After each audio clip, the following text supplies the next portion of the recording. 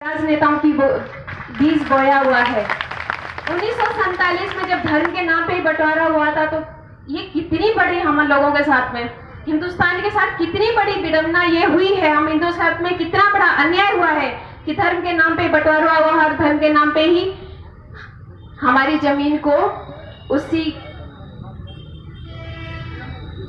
दलदल में धकेल के छोड़ दिया। ये 1947 का बोया हुआ बीज है। जब इस्लाम को, जब मुसलमानों को देश अपना अलग चाहिए था तो उनको सबको अपना देश अलग देना चाहिए था। हिंदुस्तान में रहने की ये बात होगी भाइयों, जैसे 2-3 भाई का बंटवारा यदि हो जाए और एक भाई कहे कि मेरे को हिस्सा अलग चाहिए और बच्चे मेरे आप यहाँ भी रह लेंगे। क्या ऐसा कोई बंटवारा हुआ है कि आधा दे दिया, आपके हिस्से का हिस्से की दे दी, लेकिन हम आपके यहाँ भी रहेंगे, आपको इजाजत है? क्या इस तरह का बंटवारा न्यायोचित होता है? नहीं होता है। इसी कारण है कि आज हम आतंकवाद के साए में हैं।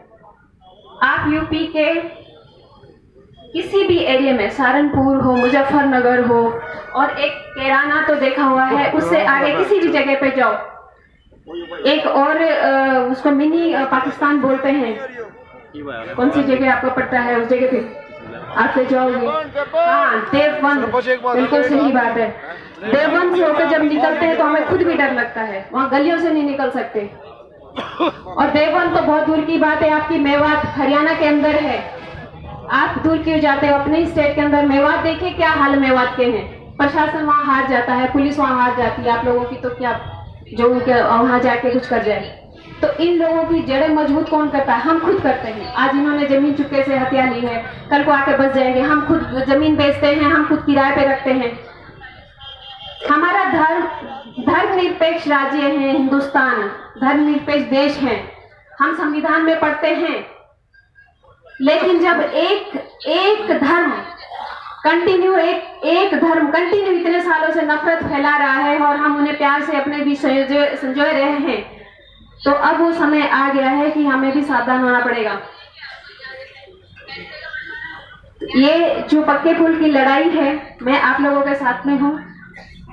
जितनी भी लंबी लड़ाई क्यों ना हो, संत समाज आप लोगों के साथ में है, लेकिन आपसे अनुरोध है कि आप थोड़ा सा सेक्युलर वाला अपने दिमाग से जो भावना है उसे हटा दें। यदि आपको अपना भविष्य, अपने बच्चों का भविष्य और अपना देश का भविष्य भी आप लोग देखते हो तो ये थोड़ा सा सोच समझ के करिएगा। ये घबराने की जरूरत नहीं है कि यहाँ नेता क्या कहेगा, यहाँ पार्टी क्या कहेगी, यहाँ क्या कहेगी और क्या नहीं कहेगी।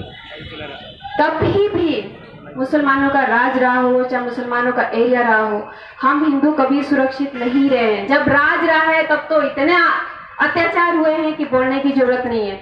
हमारे यहाँ पे पर्दा प्रथा नहीं थी। हमारे यहाँ पर्दा प्रथा तब शुरू हुई थी जब मुसलमानों का राज हुआ था। बेटियां बाहर नहीं भेज सकते थे, उनकी नजर पड़ती थी, उठा के ले जाते थे। पर्दा प्रथा तब शुरू हुई। बेटियों का बाल विवाह तभी शुरू हुआ जब इनका इस्लामों का जब राज था। हमारे धर्म में ना बाल विवाह था, न सती प्रथा थी, न हमारे यहाँ प्रथा प्रथा थी। ये प्रथाएं सारी की सारी उन लोगों से, उन आतताइयों से बचाने के लिए हमने अपने समाज पे ला दी है, और कितने ही 100 सालों हमने ला दी है। और यदि आप चाहते हैं कि आगे भी ऐसी व्यवस्था शुरू करनी पड़ जाए हमें, तो वो दिन दूर नहीं है। इन लोगों के फरमान जारी होते हैं भाइयों। जो युवा है वो इस चीजें बहुत अच्छे से जानते हैं, हो सकता है कुछ लोग हैं जो इस चीज को नहीं जानते। इन लोगों के फरमान जारी होते हैं कि अब ये स्टेट इतने साल में हमारे अंदर हो जाएगा, कल को इतना स्टेट हमारे अंदर हो जाएगा, 2050 में हिंदुस्तान इस्लामिक देश हो जाएगा। ये साजिश, ये पूरी की पूरी प्लानिंग है इंटरनेशनल लेवल पे कि इस्लाम ने हिंदुस्तान को 2050 तक इस्लामिक देश बनाना है। 2050 आप लोगों के सामने आ जाएगा, कोई बहुत बड़ी दूर की बात नहीं है, 20-30 सालों की बात है। तो सावधान होने की जरूरत है, अभी भी सावधान होने की जरूरत है। अभी जो सेक्युलर के हम तो किसी को मना नहीं करते, हमारे यहाँ किसी धर्म को कोई मना ही नहीं है। मना ही करो तब बचोगे, मना ही नहीं करोगे, गुंड है, आतंकवादी, जब किसी को मना ही नहीं करोगे तो लूटपाट तो आपके घर पे ही होगी भाई, और कहाँ होगी? किसी भी स्टेट में जाके देखो, पश्चिम बंगाल का आप रोज पढ़ते होंगे, पश्चिम बंगाल में क्या हाल हो रहा है। पश्चिम बंगाल में सारे हिंदुओं को इतना बुरी तरह से परेशान करा जा रहा है। साथ कौन दे रहा है? राजनीतिक पार्टी। उनको अपने काम करने, राजनीतिक पार्टी को अपने वोटों से मतलब होता है और किसी चीज से मतलब नहीं होता। राजनीतिक पार्टी जो राजनेता जो बीच बोल जाते हैं वो सब बहुत खतरनाक होते हैं, उनसे भी बच के रहिए।